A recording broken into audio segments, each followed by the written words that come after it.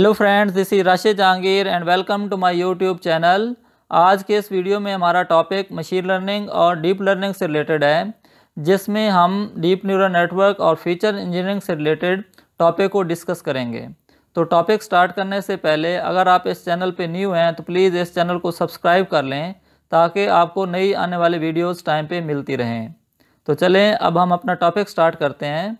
अब यहाँ पे आपको एक इंटरफेस नज़र आ रहा है। इस इंटरफेस के पीछे मैंने एक डीप न्यूरल नेटवर्क ट्रेन किया हुआ है।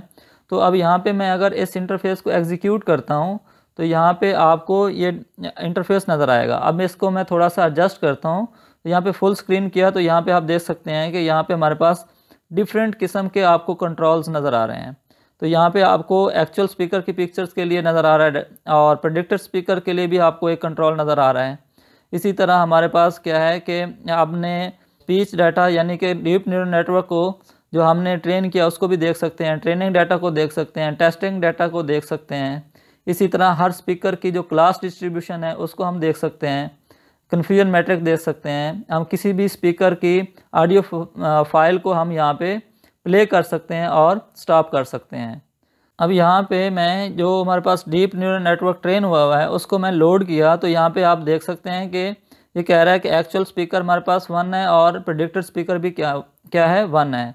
अब हमारे पास हर स्पीकर की नंबर ऑफ़ वॉइसेस डिफरेंट हैं, जैसे कि स्पीकर 1 की 6 हैं तो स्पीकर 2 की हमारे पास क्या है 5 होंगी, स्पीकर 3 की उससे थोड़ी ज़्यादा हो सकती हैं या कम हो सकती हैं।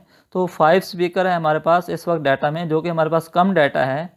और इस पे हमने जो एग्जीक्यूट किया है इस वीडियो के लिए तो यहाँ पे मैंने 28 वॉइस क्लिप लिए हैं 5 स्पीकर से। तो यहाँ पे आप देख सकते हैं कि हर एक स्पीकर को यहाँ पे डीप न्यूरल नेटवर्क क्या कर रहा है, करेक्टली आइडेंटिफाई कर रहा है।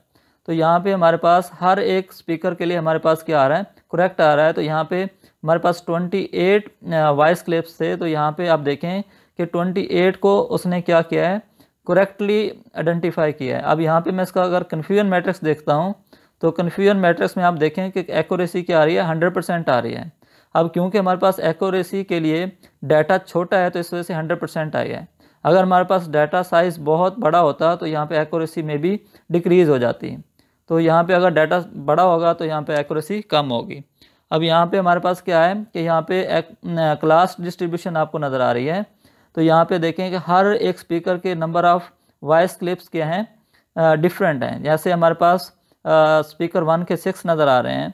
तो यहाँ पे अब मैं ट्रेनिंग डाटा को लोड करता हूँ। तो ट्रेनिंग डाटा को लोड करने के लिए मैंने इस बटन पे क्लिक किया।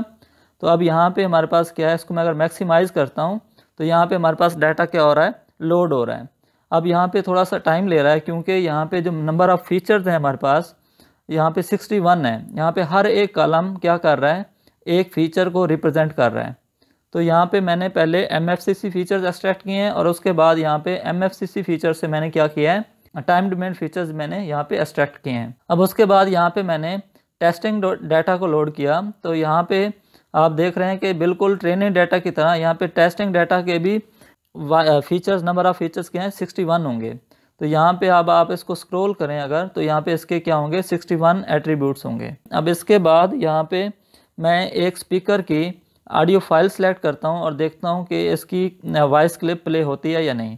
तो अब यहाँ पे मैंने एक स्पीकर की वॉइस सेलेक्ट की और इसको प्ले किया मैंने। अस्सलाम वालेकुम भाई राशिद, कैसे हैं? रिप्लाई तो दो, आधे घंटे से मैं आपसे कह रहा हूँ रिप्लाई दे दो प्लीज़। अब रिप्लाई तो दें, मैं आपको बहुत याद कर रहा हूँ। आई लव यू भाई राशिद। अब उसके बाद यहाँ पे मैंने स्टॉप किया तो ये वॉइस क्लिप क्या हो गया, यहाँ पे स्टॉप हो गया। तो अब यहाँ पे इसी तरह अब ये जो हमारे पास सारा का सारा काम है ये क्या हुआ है, मैंने अपने रिसर्च पेपर से लिया है। तो यहाँ पे मैं इसके लिए आपको अपने रिसर्च पेपर के बारे में बताता हूँ। तो यहाँ पे मैं जाता हूँ, यहाँ से मैं अपना रिसर्च पेपर ऑन करता हूँ। तो यहाँ पे मैंने अपने रिसर्च पेपर को ओपन किया यहाँ पे। तो आप यहाँ पे देख सकते हैं कि मैं इसको थोड़ा सा जूम करता हूँ और इसमें हम नीचे आते हैं, इसकी मेथडोलॉजी के बारे में बात करते हैं। तो यहाँ पे मैं इससे नीचे आया यहाँ पे। तो मेथडोलॉजी में जो हमारे पास प्रपोज मेथडोलॉजी है, इसमें देखें कि हमारे पास जो इनपुट सिग्नल है यानी कि वॉइस है उससे मैंने MFCC फीचर एक्सट्रैक्ट किए, फिर उसकी बिनिंग की और उसके बाद बिनिंग से हर एक बिन से मैंने टाइम डोमेन फीचर एक्सट्रैक्ट किए। अब उनका मैंने एक फीचर वेक्टर दिया और फीचर वेक्टर के ज़रिए मैंने क्या किया, अपना डीप न्यूरल नेटवर्क ट्रेन किया।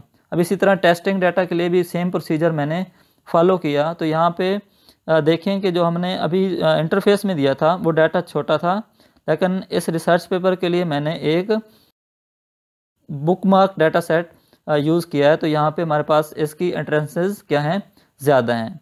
अब यहाँ पे फ्रेमिंग का आपको एक डायग्राम नज़र आ रहा है कि स्पीकर की वॉइस से हम डिफरेंट प्रोसीजर्स करते हैं। इसी तरह हम यहाँ पे MFCC फीचर एक्सट्रैक्ट करने हैं, तो उसका आपको एल्गोरिदम यहाँ पे नज़र आ रहा है कि मैंने 80% ट्रेनिंग के लिए हैं और 20% क्या लिए हैं, टेस्टिंग के लिए लिए हैं। इसी तरह आपके पास यहाँ पे टाइम डोमेन फीचर्स नज़र आ रहे हैं।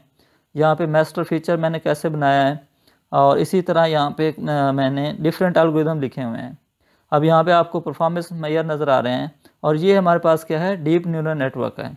अब इसका ये आर्किटेक्चर है और इसकी डीप न्यूरल नेटवर्क की हमारे पास ये सेटिंग्स हैं।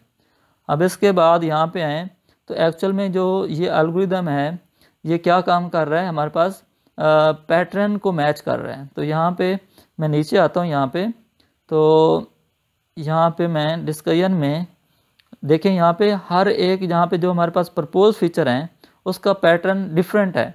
अभी ये हमारे पास मिडल में जो नज़र आ रहा है वो MFCC फीचर्स का पैटर्न है, और लास्ट पे हमारे पास क्या है, टाइम डोमेन फीचर्स का है। तो जो हमारे पास अपने प्रपोज फीचर्स हैं उसमें आप देख सकते हैं कि हर एक स्पीकर की वॉइस एक दूसरे से डिफरेंट है।